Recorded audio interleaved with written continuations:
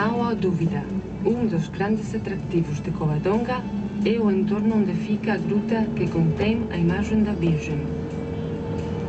Ela é baixo uma rocha, ao pé das forjosas e verticais encostas do Monte Eusébio.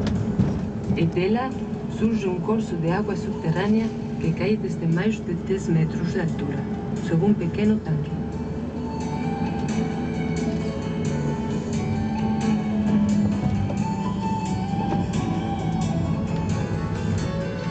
Próxima à gruta, levanta-se a esvelta figura da basílica construída segundo o desenho original de Roberto Frassinelli, o alemão decorado, sob um promontório rochoso no meio do estreito e escuro vale, que foi terminada no ano 1901.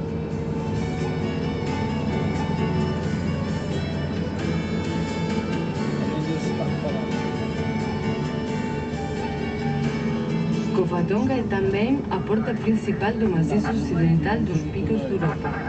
A estrada que sai do santuário aos lagos Enol e Ercina foi feita com a finalidade de explotar umas minas que ficam perto destes lagos, passando em menos de 11 km dos 250 aos 1100 metros de altitude.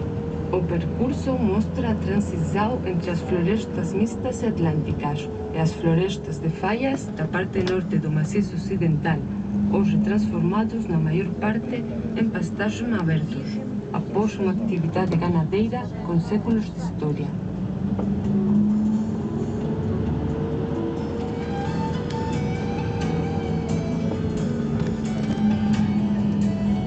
Os lagos de Covadonga são uns dos locais mais visitados do Parque Nacional, nomeadamente nos meses de verão, e por isto contam-se com algumas infraestruturas. Ao final desta viagem, chegaremos ao parque de estacionamento de La Tiese, onde pode ver-se o lago Ercina.